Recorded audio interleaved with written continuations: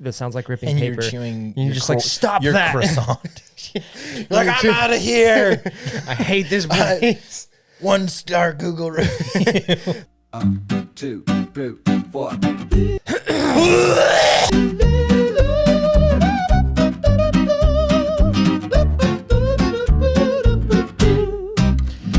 What's up, everybody? It is the STUMIN Hi, friends. podcast. The Welcome. Danny, we're just going to do a follow-up here real quick on our pet peeve conversation. We had somebody submit a pet peeve. I don't understand it, though. Okay. Maybe you can help me. Yeah. I might just be dumb. Okay. Let me read you their pet peeve. Yeah. I'm gonna say exactly how they wrote it. So if you're confused, it's not my fault. When I'm chewing and someone rips paper. That is so specific. Is it like only wait? I don't know. When I'm chewing and someone rips paper, it just drives me crazy. So like, Hey, you weren't gonna rip that paper. Where I'm eating right now. it's only when you're chewing. And that's how they wrote it. Like if you're not chewing something. I mean, I feel like they could be two separate things, but that's not how they wrote it. Yeah, because that would be weird if like my pet peeve is when I'm chewing food. Hate that I have to do that. Yeah, I mean, even when you separate it, it's weird. Yeah. Like, okay, you don't like the sound of ripping paper. I guess I can get there. But like when you're chewing, it drives you crazy when you're chewing. Gotta eat like baby food. They're like, I puree everything. Steak is my favorite food, but I must puree. No. That person must love Blender. They love the blender. I was just going put there. all your dinner blender, ingredients, just steak, mashed potatoes, and veggies. They're on retreat and they're like, oh, I can't blend my food here. And then the blender comes out and they're like, I can eat finally. I don't care how you sound. It's like you go to lunch and it's like they have the pizza or whatever. You just grab it and like step outside real quick, find an outlet. You just blend your pizza. You just have the magic bullet in your back pocket all the time. You're like, I gotta blend this up. I can't stand the sound of my chewing. Can't stand chewing. Can't. But then the other idea. So because I guess what we're thinking about is, are they separate ideas or are they together? Like I hate when people rip paper while I am chewing. If that is what they meant. It is the most specific pet peeve. It's very specific in the history of the world. Because like you're okay with ripping paper when you're not, and you're okay with food. the sound of your own chewing. But when they both come together, happen together, does it throw off your rhythm? Because I can kind of understand how like the sound of ripping paper can sometimes sound like chewing food. Okay. Kind of. I mean, it's like the crumpling of stuff. I mean, like, I would put it in the same vein of like annoying noises. Sure, I can get there. So does it like just throw off your rhythm of like chewing food? They're like, I choke every time, so I forget what I'm doing. I just freeze and swallow. I've never thought of chewing as having a rhythm. That's like, I mean, there's a rhythm. Yeah, I mean, I think you're right, but if someone throws off that rhythm, is your life at stake? And then, then how far does this go? Because like, is it just ripping paper? Or are there other sounds? Because like, okay, I make like coffee every single morning. And we have like an espresso machine, like one of those, like a bougie espresso machine. And so like when I steam milk, it makes the like, kind of sound while you're steaming. Like go to a coffee shop, that's what it does, right? And what they always say, like what they teach you when they teach you how to do it is like, it should sound like ripping paper. So that's what they say? Yeah, it should sound, okay. Because like if you, I was wondering where you were going with this. Yeah. So because the steam one has to be like just beneath the surface of the milk. Okay. And it'll sound like ripping paper. So yeah, okay. I can see that. So I wouldn't know because coffee. Well, if you're eating food and like if you go to a coffee shop, and like you're eating food and you hear over in the coffee bar the sound of that sounds like ripping and paper. You're chewing. And you're just like, stop your croissant. You're like, I'm out of here. I hate this place. 1-star Google review. They keep ripping paper while I'm trying to eat food. How dare you? And didn't you know that I have this very specific pet peeve? But then, like, the other thing is, our pet peeves are things that are common. Like, they're things that we run into often enough that we get annoyed by it. That's actually a great point. Which means you're people surrounded are often ripping paper while you're chewing eating your food. So I question what times of day and what places you're eating at where people are ripping paper. I don't know. Yeah. I'm very confused on this one. I'm confused. If you can please clarify a little bit more. For sure. Give us we need more context. We need more context. Where did this start? Fascinating. Did you say you had a pet peeve you thought about? Yeah, I had a pet peeve that it's actually probably one of my biggest ones that I honestly forgot about. And then I think like the afternoon that we recorded that, I realized that was that's a thing. That's heartbreaking. It's Well, thank you to the chewing food and ripping paper person for bringing us back on topic. So you can food and ripping paper person. It's I a feel long like- title. I feel like that's like really dangerous information to give to somebody too. Yeah. Like I was like,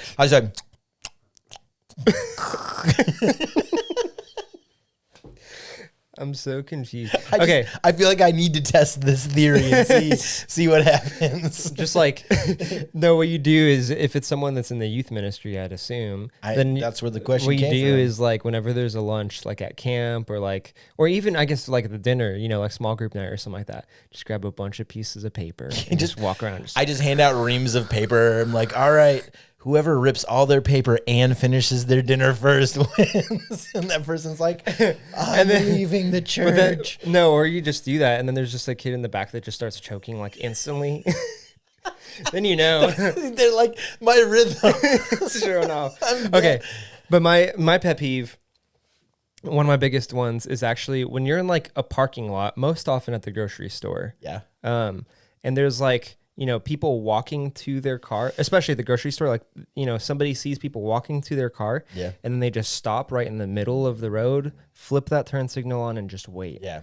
Because like, there's so many times where that happens, and you just block the entire the entire road, while you're waiting for people to like load their groceries, you know, figure out where they're driving and leave, and like the amount of times that like I park like 5, 6, 7 parking spots down. It takes me 2 seconds to just pull in the parking spot. Yeah. And I'm walking through the front door of the grocery store by the time they actually like park in that one spot. And like, you're just sitting there because you're like, I can't walk 10 You're going more to this steps. like 10,000 square foot building that you're going to walk around for an hour. Yeah. And you're like, I'm not taking 20 extra steps in the parking lot. You have I'll to wait get here for the 15 closest minutes. parking spot you can.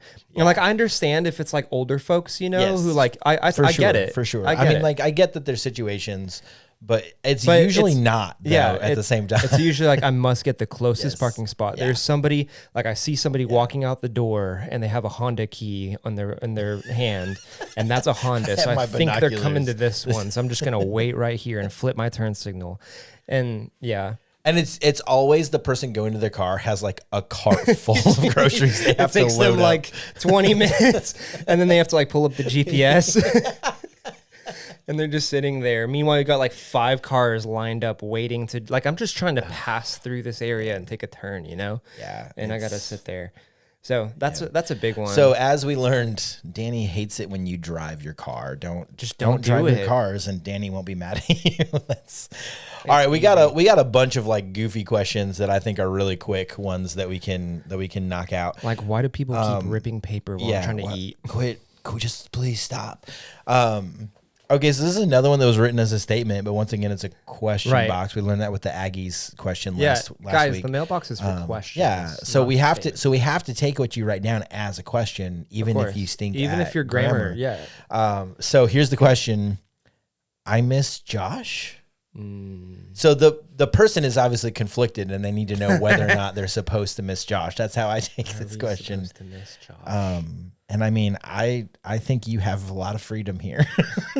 How you want to feel about it? The Bible doesn't speak You are on it not bound by specifically. scripture to either miss or not miss Josh. Yeah. Do I miss Josh? Is that what they're asking? Do you miss Josh? It's like we Stay rehearsed tuned. that. Yeah, I guess we'll have to find out. Of course, I don't miss Josh. It's It's nice having extra space in this room. while My we're office is recording. much smaller when he's here because he just takes up so much of it. So Yeah. leaves all of his garbage everywhere. And Yeah. And then, but the only thing is, for some reason, I don't know why, but when Josh is gone, there's the videos. I'm just for, not like, I'm just not in the mood to deal with Elmo I've always been wondering. when Josh is not here. I can't explain it. Can't explain it. Actually, Riley was just asking me, he's like, when are Greg and Elmo coming back? I was like, I don't know. I mean, Josh like just gives me the motivation to do Elmo videos. I can't explain because I can't explain why. he's almost never been in the videos. So Yeah, I mean, just like the one his time when he arm held one the- time, right? Yeah. So, I don't know. But he's always there for moral support, so that's important. Yeah. Okay, so I mean, you can miss Do we Josh, miss you Jo- can not miss Josh. It's up to you. I think the Lord's going to give you grace. I feel either like way. I miss Josh. Is they were wondering whether or not they should know whether or not they miss Josh. And I think, like, if You you have want me to freedom. say yes or no, I say definitely not. All right, next one. What? This is so random. What do you think of the 6th graders? I have thoughts. As long as I don't have to go into your cabin at camp. Sure. Because first of all, Yeah. disaster zone. I mean, Second listen, of all, the leaders that are in the cabin. I mean, at I camp, can't, obviously I can't speak for like the 6th grade girls. So maybe their cabins are spotless. I would never know, for logical reasons, but, Naturally. the dudes' cabins, like rough. if you start at like, cause like this year we had like a row of cabins on each side of the building. Right. And it was like, it was kind of in order. It was like middle school, early high school, late high school. Yeah. And just like the stench just increased or decreased depending on which way you were walking down. Kind of in the middle, there's like a cloud of Axe body spray. Yeah. Which, public service announcement. I can't get behind the Axe body spray. It doesn't help. If that harms you in any way, just know that I'm trying to help you. Just use regular deodorant. just use deodorant. Just use a stick. Twice a day if you have to. Like, it's a stinky time in your life. even 3 times. We're not going to judge. 3 is better than 0. That's all I'm gonna say. Yeah. Outside of that, like the 6th, I love middle school ministry a lot. Like it's fun. It's fun when we get to separate the middle schoolers from the high schoolers. So like, in that regard, the 6th graders are great. Here's what makes me a little less loving towards the 6th graders lately. 6, 7. Oh, I was going to wait. I was wondering how long I was going to take for that. Well, like the 6th, the 7th graders, you know, like the. Yeah. Oh man, It's the biggest, like, it's so social enigma because I don't feel like any adults listening to this, like, let me know. But I feel like for slang, like the history of slang across like millennials, across Gen Z, like it's always had meaning behind it. Yeah. And 6, 7 is the first thing that's come up that literally means It literally means nothing. Because like even the weird noises, you're Gen Z, I'm a millennial. Yeah. And like there's lots of like I think Gen Z had the like skirt thing Yeah. going, but like there's still a meaning to it. Yeah. Like I can't think of something that has taken a hold of culture as much or even close to That means nothing. that means nothing. What does that mean about us as a society? What does that mean about you and me? Are we just old that can we complain about like what those are young people? Those young people on their 6 and they're their 7. goofy. But I'm just baffled. Like I'm Yeah. confused. I don't understand what it means. It is And I've like asked people, and everyone says it means nothing. It's just a fun like sound to make. so early on I kind of thought that there was like a funness to it, Yeah. but it is so overdone. It wears out quick. It wears out so fast. Yep. And like if you're around middle schoolers, Right. the numbers Hey. 6 and 7 don't even have to come up. If there is silence They'll for just any say it, length, yeah. they're just like 6, 7. And he's like, Parents out there, stop it. just stay strong. We feel for you. Eventually, I've heard will. I've heard some good ideas. There's a teacher at a Christian school that makes their students write out. Like they'll pick a chapter of the Bible and they have to write out verse 6 and 7 by hand. Nice. People have done more like physical punishments, like you have to do 67 push-ups. Nice. So there are ways we can fight this. There is hope. and I know this is a student ministry podcast. There's a lot of students listening to this, but not all students are in this. Like a lot of the high schoolers are with us here. They're just like, we don't want this to define. It's kind of like when millennials were blamed for eating Tide Pods. Yeah. That was 1,000,000,000% Gen Z.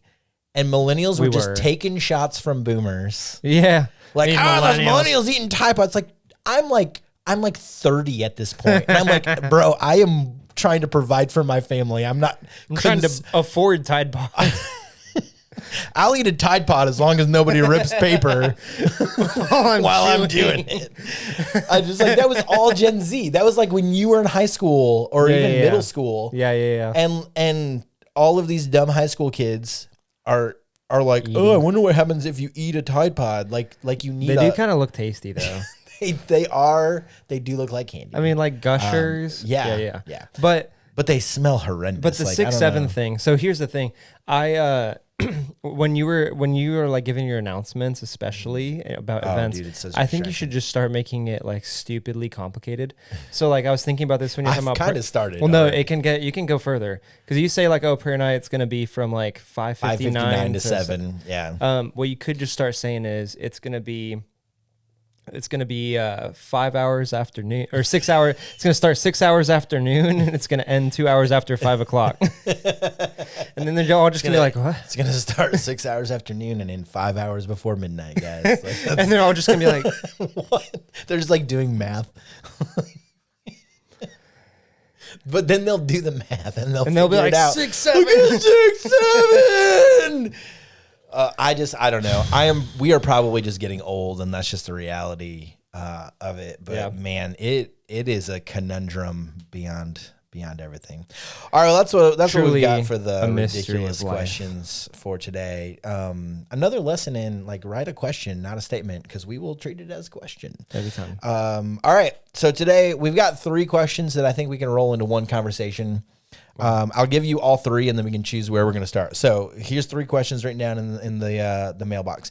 If we are born into sin, how was Jesus not born into sin? Why did God create sin? And why do you think God lets sin stay in the world for so long when he could simply take it away? Nice. Where you want to start? Yes. Which one you want to take first? I feel like the order that you asked them is probably a good, I think good way to break it down. I think that's great. Or maybe flip it around. Like first, let's talk about God creating sin, because I think that could lead us into the second part. Did God create sin? Let's start there. Yeah, I think it's an interesting question because on one side of it, like, no, God does not create sin. If you think about it, like, I forget who it was that talked about it this way, but there's a philosopher who talked about like evil is as the absence of good. So if we think about like darkness as a good analogy, like there's really no such thing as darkness on its own. Like darkness, a dark room is just a room that doesn't have light. So in the same way, what God created and not just created, but is like righteousness. Yeah. And like that part of that being obedience. So that means that sin is actually just an absence of that. So God never like said like, hey, this is like, I'm going to make this as sin and make this as righteousness. It's this is righteousness. This is the standard. This is who I am. And this is who like we then as humans are called to be.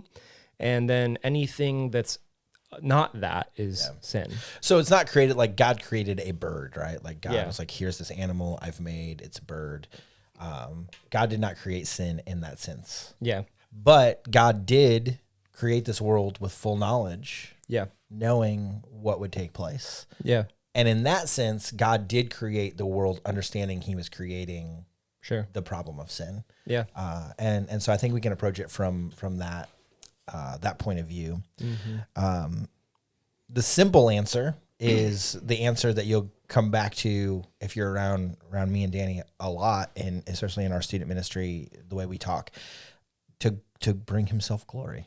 Yeah. And that's a hard thing to digest. Yeah. That God created this world fully knowing it was going to take place. I think it's important theology that we understand that God did not create the gospel as a reaction to sin, but the gospel was always his plan.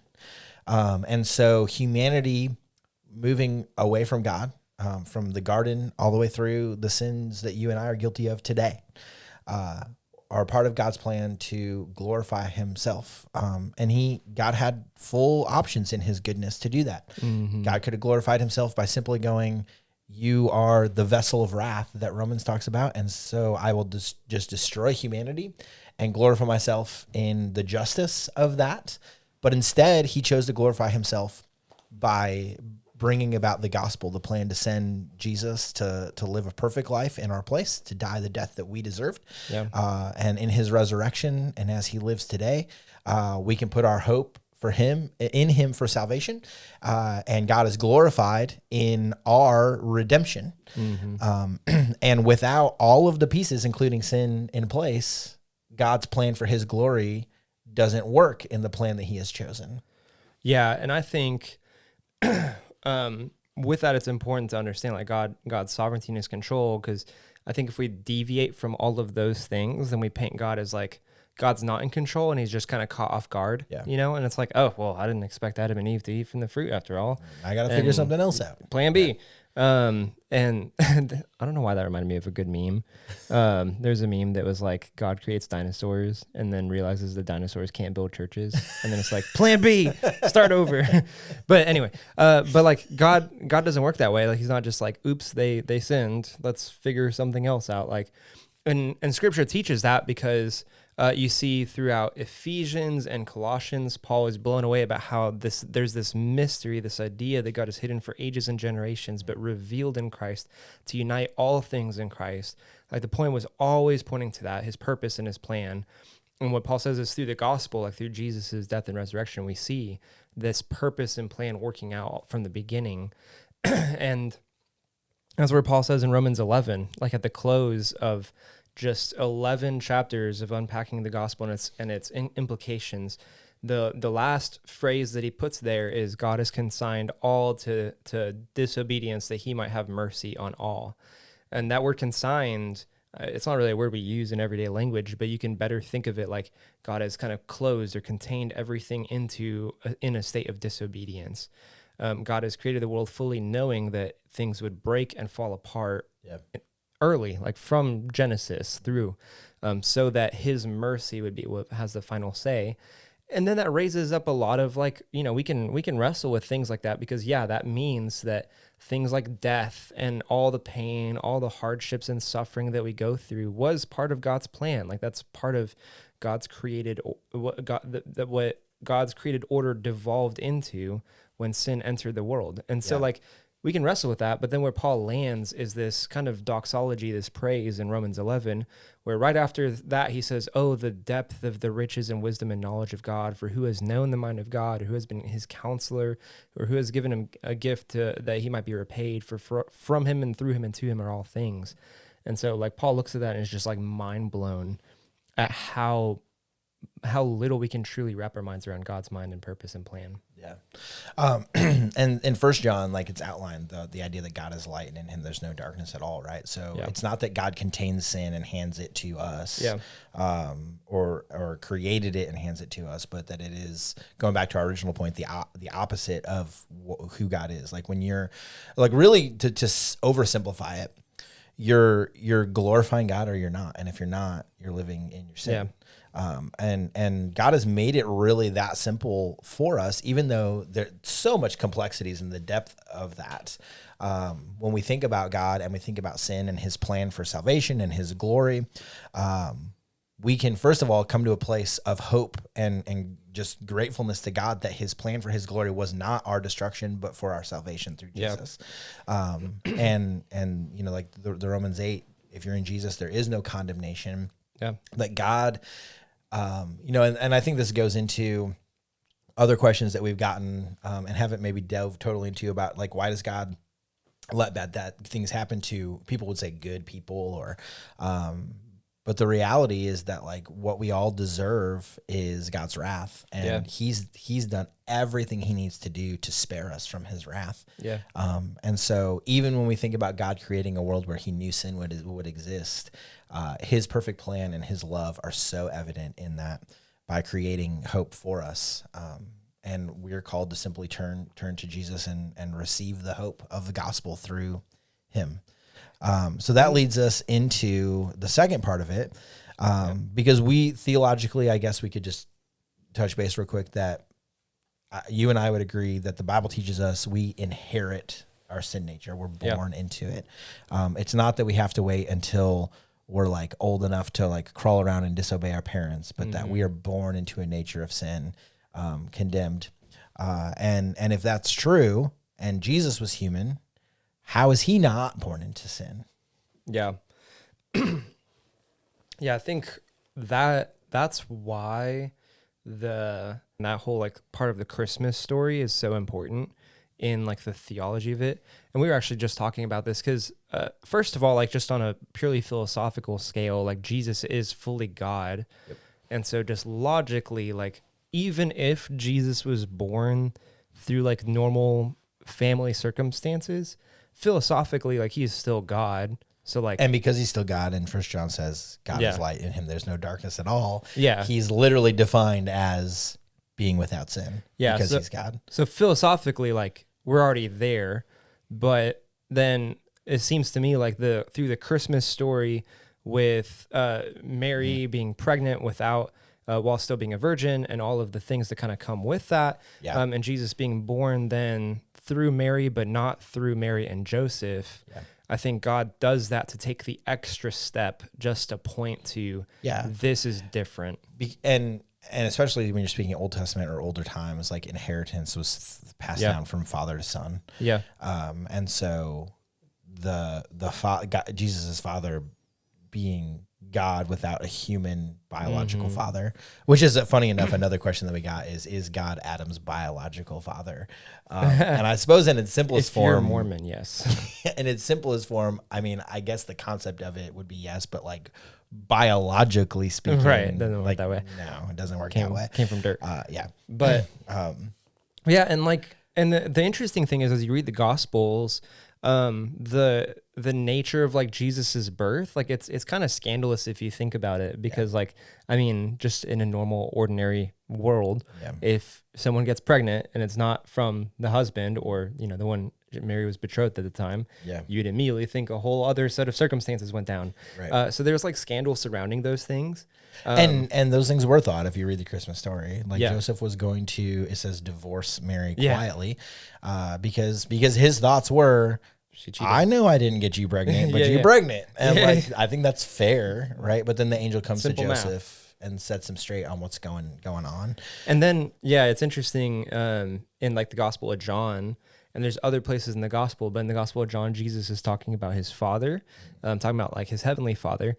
And then the Pharisees and the other Jews there in the crowd, like hearing him talk, they're like, "Where's your Father, huh?" And like they legit ask him like that, and it's like supposed to be like a schoolyard kind of diss, you know, where one of them's like, "Hey Jesus, where's your father, huh?" And everyone's like, "Ooh," and then but Jesus' response is, "You guys don't actually know my Father. You guys think you know, like my Father is God. You guys think you know God, but you don't." So like it is a point of tension that then also Jesus is going to use in discussion to reveal his identity, that he and God the Father are one in nature. And so it's interesting because like philosophically, again, like he could have been born through Joseph and Mary through natural circumstances, but instead by God's plan, he chose to take the extra step. It creates ultimate clarity. Yeah. The way that God did it. It is absolutely him signing off on like, hey, he's apart from the inheritance, the nature of sin. And that's why we don't skip the virgin birth part of the story when we talk about Christmas, because it's a miracle. So important. So all that being said, Jesus was not born into sin for those reasons. Third, and one last thing real quick. That's also where Paul does a cool thing with this in Romans 5 in the back half of it, because he plays with how through one man, through Adam, all of us were like subject under sin and condemned under sin, and we're born into sin, like all of those things. But then he contrasts that with the one man, Jesus Christ, who is the new Adam. And I think all of those things are part of the story, part of the theology and everything that comes into that because Jesus is entirely outside of this entire chain of events, he is the one who can reverse it. Yeah, which is like you said, just such an important reason why we celebrate the virgin birth. Yeah. And we don't want to omit that from the Christmas story or play it down. It's a huge part of the story. Okay, so Jesus was not born into sin, which is how he lives a perfect life. When you and I, kind of a side conversation quick on this. I've heard it said, I've had conversations with students about like, well, that's not even fair. Like I was born into sin. Like, I think that goes back to like God being totally sovereign and that conversation that we've had about free will and stuff. If you've listened to the last few episodes, Yeah. But like, if you're struggling with that, I want you to free yourself from the bondage of like, is that fair? Is it not fair? By remembering that would only matter if you had lived perfectly since birth. Yeah. That argument would only hold up if you're like, look, I've been perfect since I was born. This is unfair because I was born into it, but I've been perfect. And none of us have been. So doesn't really matter at the end of the day for you and I. And we see the evidence of it because you don't have to teach a child how to lie Absolutely. and do all those things. Like the evidence is there. Yeah. I mean, it's funny how like 1-year-olds will be playing and one will steal the toy from the other and the other will just hit the other. Yeah. And you're just like, no one I could. think I read this in the book of Genesis. Yeah, nobody could teach this to 1-year-olds. Like it's just in their nature.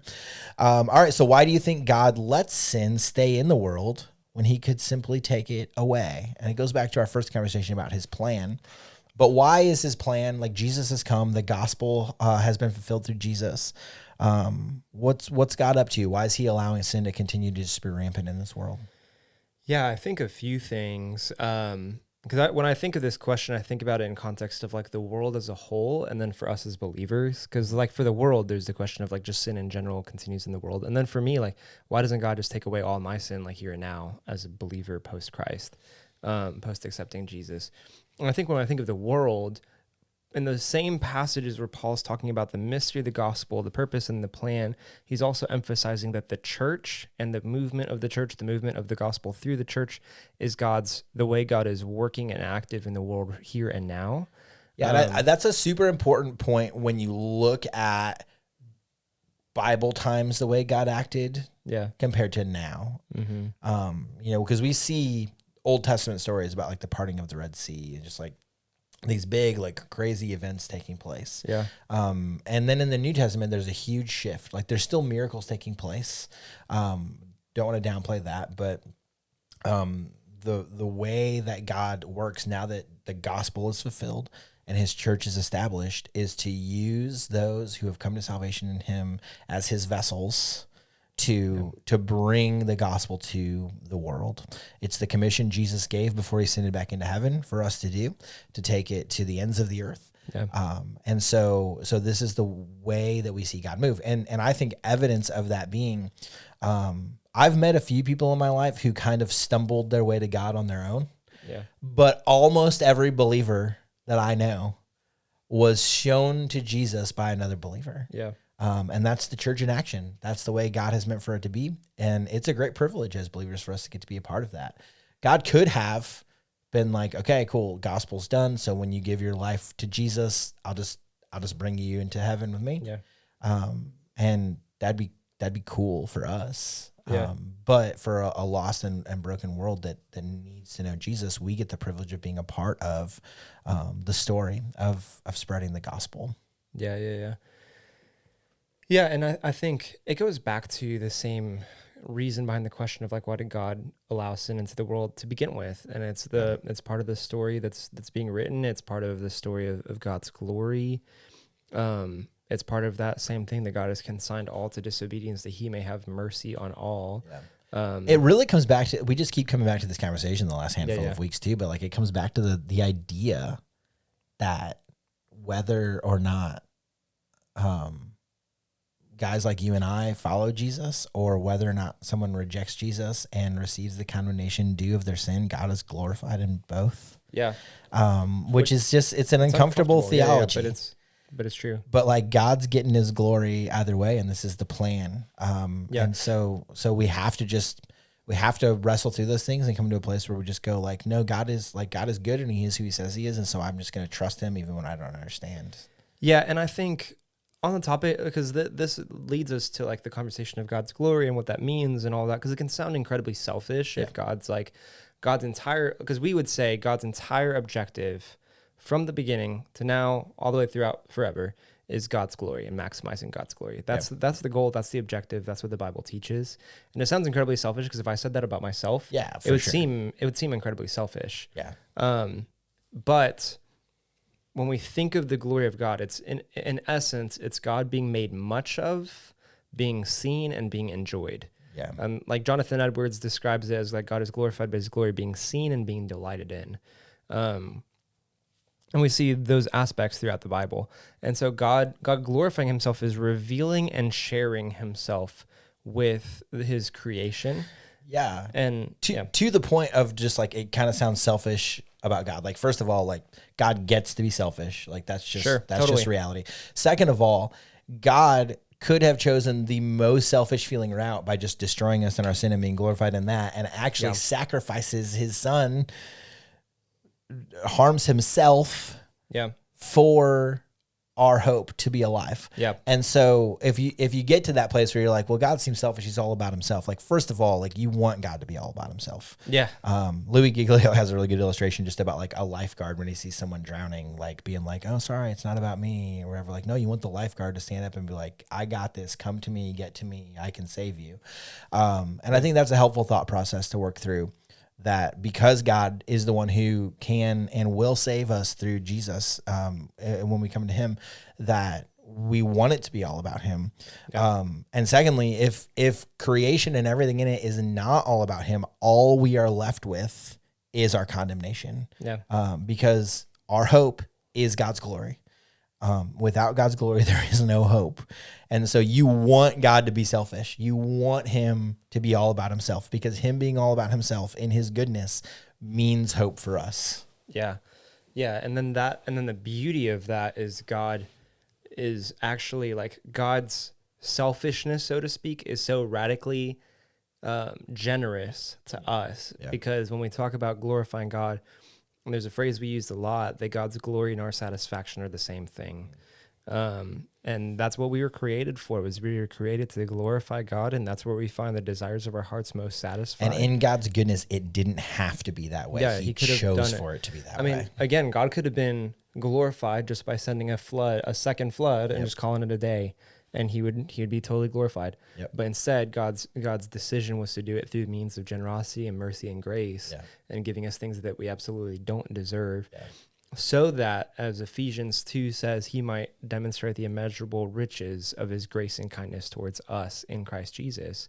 And then again, in Romans 9, when Paul talks about like the vessels of wrath for destruction, the vessels of mercy for glory, the whole point of that, I feel like this should be called the Romans 9 podcast. Often. But it's huge when we talk about these conversations, because when we read that, we read the vessels of wrath part of it, and it seems very uncomfortable. Yeah. But the whole purpose of Paul even mentioning that from the beginning is he uses this phrase, in order to make known the riches of his glory for vessels of mercy prepared for glory. So the whole point is that God's grace, his mercy, his kindness is so much brighter on the backdrop of justice and wrath, because then we're in a place. All of it, he's making known his glory. Yeah. And that's key. And in that place, it makes us look at the mercy and grace of a God who forgave us and didn't give us what we deserve. Yeah. We see a picture of everything that we do deserve and what we don't get because of his mercy and grace. And it's just all the more bigger. So I think in a scheme of the world, like why God doesn't just remove sin here and now is because through the way that he has written the story, the mystery hidden for ages and generations, but revealed in Jesus Christ, we get to see both the brokenness that God is rescuing us from, but then also the hope of restoration that God is moving us towards in when he returns. Yeah. And that plays in here and now. Because why does God allow me to still sin here and now? Like, why doesn't the Holy Spirit just take away all my sin? And I think it's the same part of the story that he's writing, is that as I wrestle with sin in my life, I'm reminded all the more regularly of my need for God, my need for grace, my need for Jesus and the Holy Spirit, my own weakness. Otherwise, I'll just say, hey, I can end up coming back to a place of I'm pretty awesome because I don't sin anymore. But instead, it's a reminder of those things. It's James saying that trials bring steadfastness of faith. Like God lets us go through hard things and experience hard things and lets us suffer in our poor decisions. So all that to summarize that, we live in a broken world with a lot of sin, and God knows that. And he has full control to do as he pleases. And his decision right now is to be glorified even in that. And there is great hope for the believer in that even in the darkest of days, God is being glorified. Keep sending us those questions. It's been a lot of fun. Let us know if you got any confusion. I know we've dove pretty deep here the last month or so, and we want to help you fully understand these things as much as you can. There's things that in here that we can't fully understand, but we want to help you get to a place where you're confident in your salvation. So reach out to us if you need to. Keep putting in those questions, and always be STUMIN. Be whatever that means. Definitely stay close to Jesus. We'll catch you all next time.